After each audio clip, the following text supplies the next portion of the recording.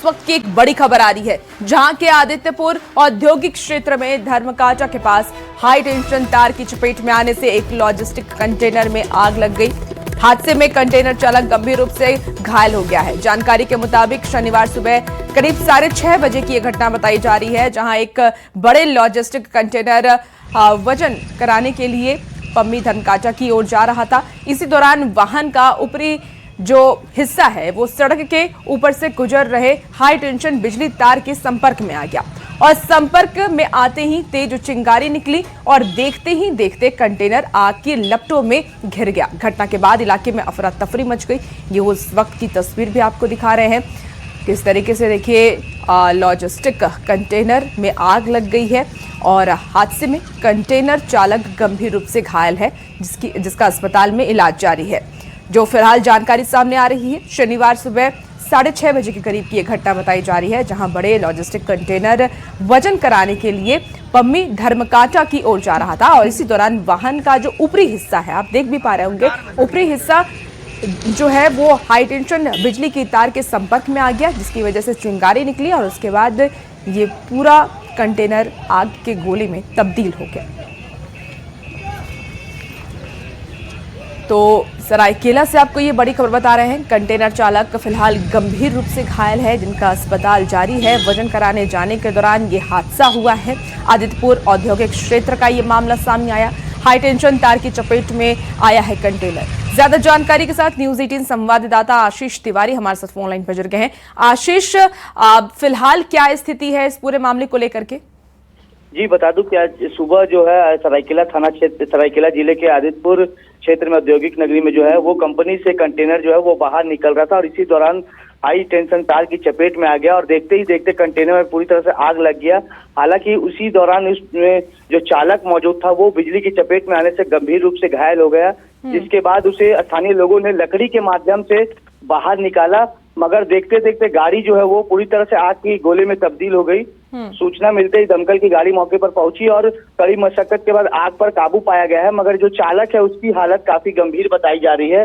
वो काफी गंभीर है, उसे निजी अस्पताल में भर्ती कराया गया है।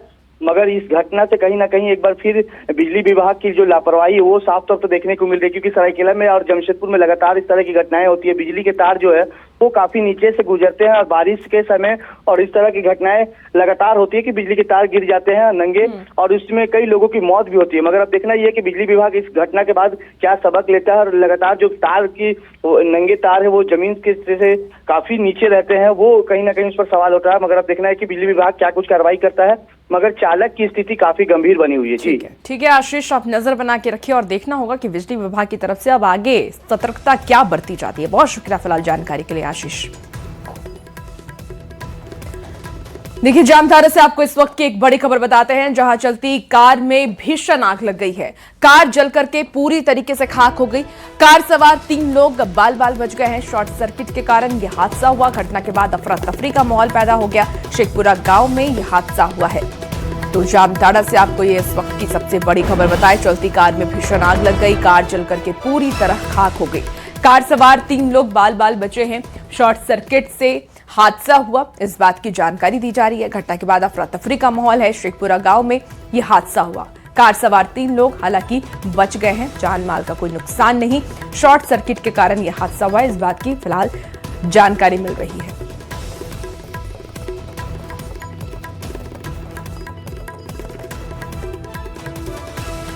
आग लगने की घटनाएं सामने आ रही हैं। एक बार फिर से चलती कार में भीषण आग लग गई। कार जल करके पूरी तरीके से खाक हो गई। ये तस्वीर भी आपको दिखा रहे हैं, जब देखिए आग के गोले में कार तब्दील हो चुकी है। हालांकि उसके अंदर जो लोग बैठे थे वो बच गए। चलिए, धनबाद से आपको इस वक्त की एक बड़ी खबर बताते हैं, जहां आउटसोर्सिंग में डोजर ऑपरेटर की मौत हो गई है। जिंदा जलने के कारण यह हादसा हुआ है। आपको बता दें कि अग्नि प्रभावित क्षेत्र में ये ड्यूटी कर रहा था। सुरक्षा मानकों की अनदेखी का आरोप लगा है। जो जानकारी सामने आ रही है, अंबे माइनिंग आउटसोर्सिंग का ये पूरा मामला सामने आया। तो धनबाद से आपको ये खबर बता रहे हैं, आउटसोर्सिंग में डोजर ऑपरेटर की मौत हुई है। जिंदा जलने की वजह से ये हादसा हुआ, उनकी मौत हो गई। अग्नि प्रभावित क्षेत्र में वो ड्यूटी कर रहा था। सुरक्षा मानकों की अनदेखी का आरोप लगा है। अंबे माइनिंग आउटसोर्सिंग का ये मामला सामने आया। तो धनबाद से आपको ये खबर बता रहे हैं, जहां जिंदा जलने की वजह से मौत हो गई है। धनबाद से ये बड़ी खबर, जहां आउटसोर्सिंग में डोजर ऑपरेटर की मौत हुई। तो जिंदा जलने के कारण उनकी मौत हो गई है, जो फिलहाल प्राथमिक जानकारी है। अग्नि प्रभावित क्षेत्र में वो ड्यूटी कर रहा था और इसके साथ ही सुरक्षा मानकों की अनदेखी का आरोप भी लगा है। अंबे माइनिंग आउटसोर्सिंग का ये पूरा मामला सामने आया।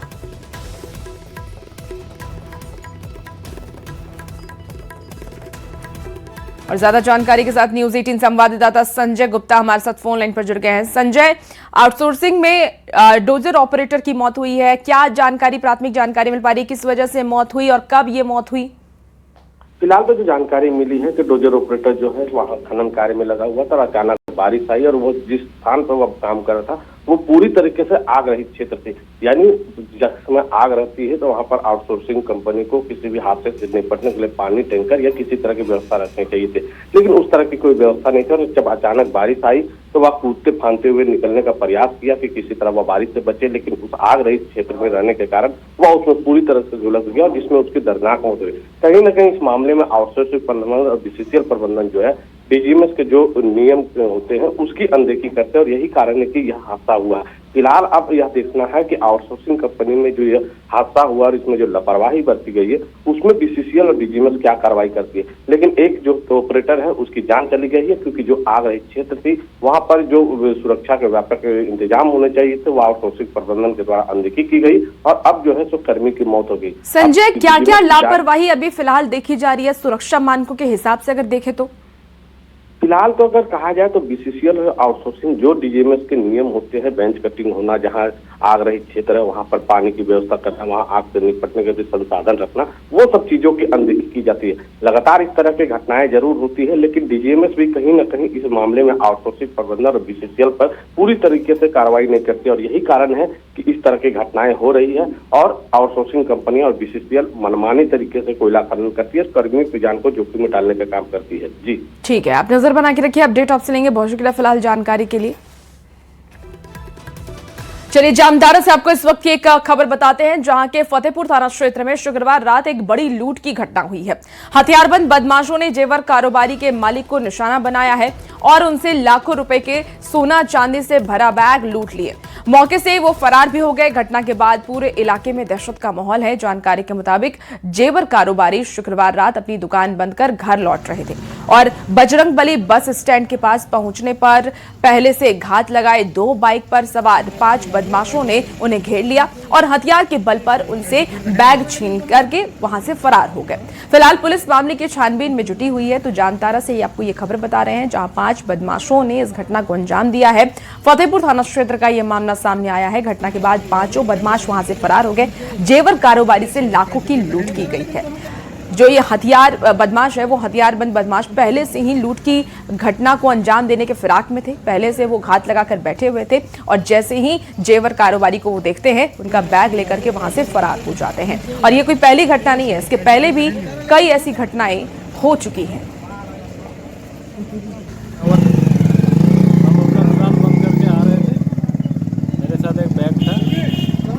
बस स्टैंड पहुंचने के बाद बजरंगबली मंदिर के चौक में मेरे को पीछे से एक बाइक आया और ओवरटेक करके खड़ा किया और फिर छीना झिपटी करने लगा। तो उसमें हम भी छीना झिपटी किए, धक्का मुक्का हुआ। उसके बाद पिस्तौल निकाल दिया तो हम दे दिए सामान। वो लोग लेके मेरा बाइक का चाबी भी लेके भाग गया। 2 बाइक में था, 4 से 5 लड़का था और हाई स्कूल तरफ भागा वो लोग, फतेहपुर हाई स्कूल तरफ। बैग में क्या सामान था? बैग में मेरा दुकान का सामान था, सोना चांदी। चलिए गुमला से आपको इस वक्त की एक बड़ी खबर बताते हैं। आम के पेड़ से लटका मिला है शव। 16 साल की बच्ची का शव लटका हुआ मिला। गार्ड आपको बता दें कि वार्ड सदस्य की बेटी है मृतक की बच्ची और शव को पोस्टमार्टम के लिए भेजा गया। पुलिस मामले की छानबीन कर रही है। जो जानकारी सामने आ रही है, सतपारा घटा गांव की यह घटना बताई जा रही है। तो गुमला से आपको ये खबर बता रहे हैं, आम के पेड़ से लटका मिला है शव। 16 साल की बच्ची का शव लटका हुआ मिला। वार्ड सदस्य की बेटी है ये जिनका शव लटका हुआ मिला है। शव को पोस्टमार्टम के लिए भेजा गया। पुलिस मामले की छानबीन में जुट चुकी है।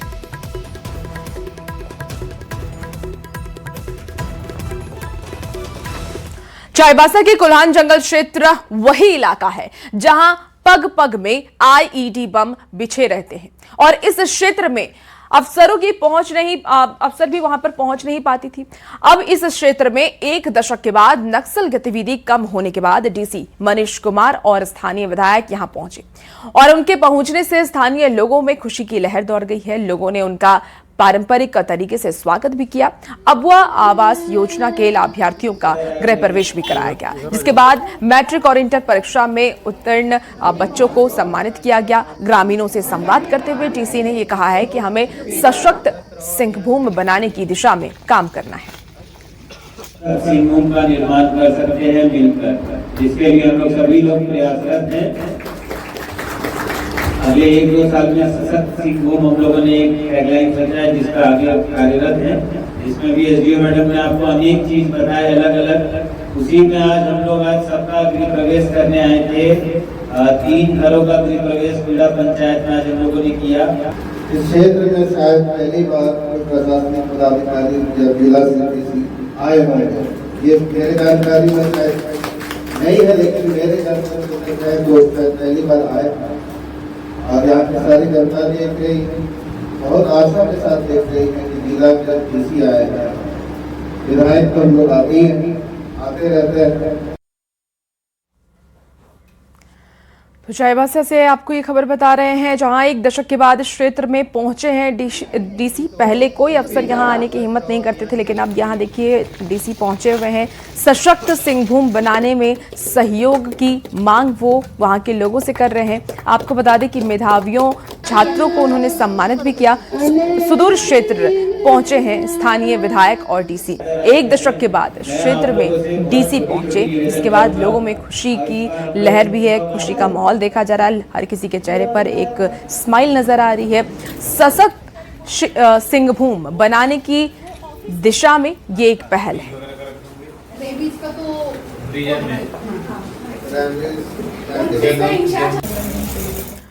चले बात अब सियासी गलियारे की कर लेते हैं। झारखंड में 2 सीट के लिए होने वाले राज्यसभा चुनाव में दावेदारी पर जेएमएम और कांग्रेस में दंगल जारी है। सीट शेयरिंग की समस्या के समाधान के लिए कांग्रेस के बड़े नेताओं ने सीएम हेमंत सोरेन से मुलाकात की। मकसद साफ था, सीएम की नाराजगी दूर करना और 2 में से 1 सीट पर दावेदारी फाइनल करना। हालांकि बैठक में कोई नतीजा नहीं निकला और अब अंतिम फैसले के लिए अगली तारीख का इंतजार है। रिपोर्ट आपको दिखाते हैं। राज्यसभा की 2 सीट पर दंगल, 1 सीट पर कांग्रेस की दावेदारी, हेमंत को मनाने की कोशिश जारी। सीएम आवास में मैराथन बैठक बेनतीजा, कांग्रेस को उम्मीद बन जाएगी बात। झारखंड में 18 जून को राज्यसभा की 2 सीट को लेकर होने जा रहे चुनाव को लेकर राजनीति गर्माती जा रही है। महागठबंधन के पास दोनों सीट जीतने के लिए संख्या बल पर्याप्त है, लेकिन पेंच दावेदारी पर फंसा है। जेएमएम की ओर से दोनों सीट पर दावा ठोका जा रहा है, तो झारखंड में गठबंधन की सरकार में सहयोगी कांग्रेस भी 1 सीट पर नजरें गड़ाए है। सीट पर जारी समस्या के समाधान के लिए झारखंड कांग्रेस प्रभारी के राजू पहुंचे। तेलंगाना के डिप्टी सीएम के साथ कांग्रेस की टीम ने सीएम हेमंत सोरेन से मुलाकात की। मीटिंग का मकसद था सीएम हेमंत सोरेन की नाराजगी दूर करना और 2 में 1 राज्यसभा सीट पर दावेदारी जताना। हालांकि बैठक में कोई बात नहीं बनी और 1 से 2 दिन में अंतिम फैसले की बात कही जा रही है। एक ही है, ये है बीजेपी को हटाना, ये गठबंधन का कैंडिडेट दोनों को जिताना। इसी पर ऑनरेबल सीएम ने कहा वो बात पर सोचेंगे।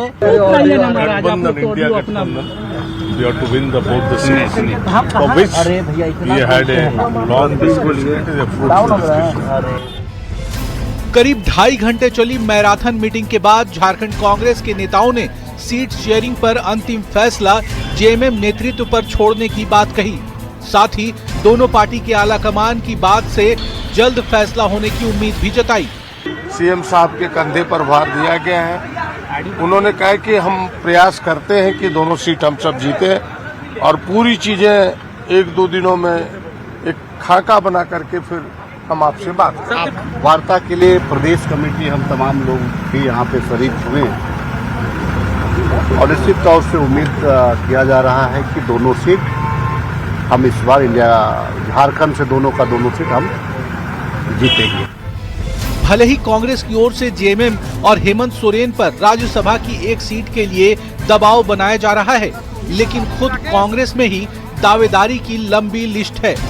कांग्रेस के बड़े नेता जब रांची एयरपोर्ट पहुंचे थे, उसी वक्त शहजादा अनवर ने अपनी दावेदारी को लेकर समर्थकों के साथ दबाव भी बनाया था। गठबंधन के आदेश को हमने माना, जीत अपेक्षा के अनुसार जो है नहीं हो पाई, हार हुई। आज जब आंकड़े हमारे पक्ष में हैं, तो हमारा ये कहना है कि इंसाफ ये कहता है कि हमको मौका मिलना चाहिए। झारखंड में जेएमएम और कांग्रेस के बीच बिहार, असम और बंगाल चुनाव के बाद दूरियां बढ़ने की आशंका जताई जा रही है। मैराथन बैठक के जरिए एक तरफ जहां सीएम हेमंत की नाराजगी दूर करने की कोशिश की गई, वहीं कांग्रेस की दावेदारी भी पुरजोर तरीके से उठाई गई। बैठक बेनतीजा रही, लेकिन नजरें दोनों दल के आला कमान के फैसलों पर टिकी है। देखना होगा कि कांग्रेस की ख्वाहिश पूरी होती है या विधानसभा चुनाव में सीट देने में अनदेखी राज्यसभा चुनाव में भारी पड़ेगी। न्यूज़ 18 के लिए रांची से निरंजन सिंह की रिपोर्ट। देखिए, राज्यसभा सीट को लेकर के सभी दलों ने जोर आजमाइश अब शुरू कर दी है। कांग्रेस ने कल मुख्यमंत्री के साथ इस उम्मीद के साथ बैठक किया कि नतीजे सकारात्मक रहेंगे। हालांकि ये पहली बैठक थी। जेएमएम ने कहा है कि राज्यसभा सीटों को लेकर के मुख्यमंत्री के साथ पहले दौर का बैठक कांग्रेस के साथ हुआ है। अब उम्मीद है कि आगे की बैठक में सब कुछ तय हो जाएगा। लगता है कल की बैठक प्रथम चरण की बैठक थी और काफी कुछ विचार विमर्श भी हुआ होगा। दोनों दलों के बीच जो परस्पर आदान प्रदान विचारों का, कैंडिडेट कौन होगा, कैसे होगा, किस दल से होगा, इस पर विस्तार से चर्चा होने की खबर है। और एक इतना बड़ा मसला तो एक पहले चरण की बैठक में वो अंतिम रूप नहीं ले पाता, इसकी आभास हम लोगों को भी थी। मैं समझता हूँ अगले चरण की बैठक या अगले 4-5 दिनों के अंदर तस्वीरें स्पष्ट हो जाएंगी। और झारखंड में होने वाले राज्यसभा चुनाव को लेकर के कांग्रेस और मुख्यमंत्री हेमंत सोरेन के बीच हुई बैठकों पर बीजेपी ने कड़ा कटाक्ष कर दिया है। बीजेपी ने कहा है कि गठबंधन के पास स्पष्ट बहुमत नहीं होने के बावजूद कांग्रेस केवल अपने स्वार्थ और आंतरिक खींचतान में उलझी हुई है। कांग्रेस की अहमियत देती है। इन्होंने तो कहा था कि इंडी गठबंधन जो है वो राष्ट्रीय स्तर पर है, पर जेएमएम जब भी सीट मांगती है, वेस्ट बंगाल में, वो असम में मांगती है, बिहार में मांगती है, तो उनको 0% सन्नाटा मिलता है। हाँ, लेकिन झारखंड में मंत्री पद के लिए तो कांग्रेस अड़ जाती है। तो अब जेएमएम को देखना है साहब कि झारखंडी अस्मिता की बात करते हैं, बार बार कांग्रेस बेइज्जत करती है और उसके बाद वो क्या निर्णय लेते हैं। जहाँ तक भारतीय जनता पार्टी का है, हम चुनाव लड़ेंगे, पूरे दमखम से लड़ेंगे और बेहतर परिणाम के लिए लड़ेंगे। लेकिन इस गठबंधन में इतने गांठ है ना कि मुझे नहीं लगता ये सुलझने वाला है। अगर ये उम्मीदवार भी देगी ना झारखंड मुक्ति मोर्चा, तो पूरी कोशिश करेगी कि कांग्रेस का जो दूसरा उम्मीदवार है उसको उचित वोट ना मिले।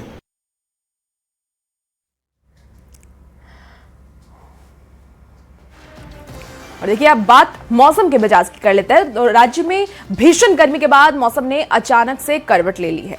राज्य में अगले 5 दिनों तक तापमान और गिरने का अनुमान है।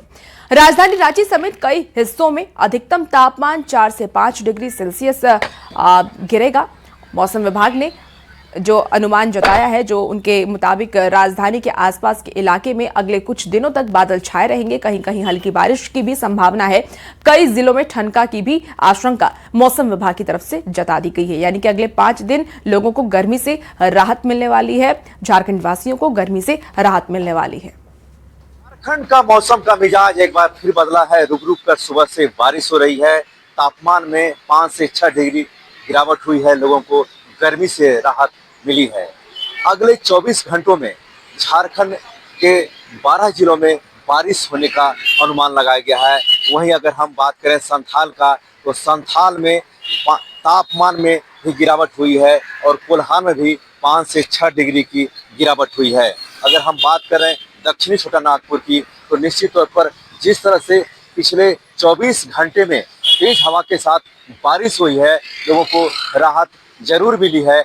आगामी 48 घंटे में पूरे झारखंड में और तापमान में गिरावट होने का संकेत मिल रहा है। और जिस तरह से लगातार रुक रुक कर सुबह से बारिश हो रही है, कहीं न कहीं इसका असर साफ तौर पर आने वाला जो खरीफ मौसम का बुआई होगा, धान की रोपनी का संकेत मिल रहे हैं। यानी किसानों में थोड़ी खुशी जरूर है और मौसम में लगातार गिरावट की वजह से लोगों को राहत जरूर मिल रही है, क्योंकि जिस तरह से उमस और भरी गर्मी थी, बारिश की वजह से लोग थोड़ा राहत महसूस कर रहे हैं। रांची से निरंजन। देखिए, राज्य से आपको इस वक्त की एक बड़ी खबर बताते हैं। बारिश, तेज हवाओं से जनजीवन अस्त व्यस्त हो चुका है। डोरंडा इलाके में एक बड़ा सा पेड़ गिर गया है। बाजार के पास गिरा है ये बड़ा पेड़ गिरने से यातायात भी ठप है। तो राज्य से आपको ये बड़ी खबर बता रहे हैं। एक तरफ मौसम बदल रहा है, लोगों को राहत जरूर मिल रही है, लेकिन यह आफत वाली राहत है। देखिए, लोगों को ज्यादा सावधानी बरतने की जरूरत है। डोरंडा इलाके में एक बड़ा पेड़ गिरा है और उसकी तस्वीर भी आपको दिखा रहे हैं किस तरीके से पेड़ जो है वो गिर गया है, जिससे कि यातायात ठप हो गई है कुछ देर के लिए। लोगों के बीच काफी बता दें आपको कि लोगों को ज्यादा परेशानियों का सामना करना पड़ा, क्योंकि लोग आगे नहीं बढ़ पा रहे थे और एक लंबा ट्रैफिक भी लग गया। तो साइक्लोनिक सर्कुलेशन के कारण रामगढ़ जिले में लगातार दूसरे दिन बारिश हो रही है। मूसलाधार बारिश के बाद लोगों को गर्मी से राहत मिली है। मौसम सुहाना हो गया है। मौसम विभाग ने ठनका को लेकर के अलर्ट जारी किया है। मूसलाधार बारिश के बाद जगह जगह जल जमाव के कारण शहरी क्षेत्र में परेशानियां बढ़ गई हैं। तो देखिए, मौसम का मिजाज लगातार बदल रहा है। रामगढ़ जिले में साइक्लोनिक सर्कुलेशन के कारण लगातार बारिश हो रही है। आज भी सुबह से मूसलाधार बारिश हो रही है। बारिश के बाद लोगों को गर्मी से यहाँ राहत जरूर मिली, लेकिन जल जमाव के कारण परेशानी यहाँ पर बढ़ गई है। कुछ लोग हैं जिनसे हम अभी बात करेंगे। लगातार बारिश हो रही है, गर्मी से राहत मिली है? गर्मी से बहुत राहत मिली है। अच्छा लग रहा है? 2 दिन पहले मौसम सुहाना हो गया। 2 दिन पहले बहुत ज्यादा गर्मी था। आज सुबह से बारिश हो रही है। सुबह से बारिश हो रही है, बहुत अच्छा माहौल, अच्छा लग रहा है, बहुत अच्छा। तो देख सकते हैं, लेकिन बारिश के बाद जो है यहाँ जल जमाव हो गया है, जिससे परेशानी है। इधर मौसम विभाग ने वज्रपात को लेकर अलर्ट जारी किया, यानी पेड़ के नीचे नहीं जाना, बाहर नहीं जाना, ज़्यादा जरूरी ना हो तो। बारिश का क्रम कल भी ऐसे ही जारी रहेगा। फिलहाल जो है बारिश के बाद रामगढ़ जिले का मौसम सुहाना हो गया। हालांकि जल जमाव के कारण रामगढ़ शहरी क्षेत्र में लोगों की परेशानियां बढ़ गई हैं। जावेद खान, न्यूज़ 18 रामगढ़। फिलहाल वक्त हो चला एक बेहद ही छोटा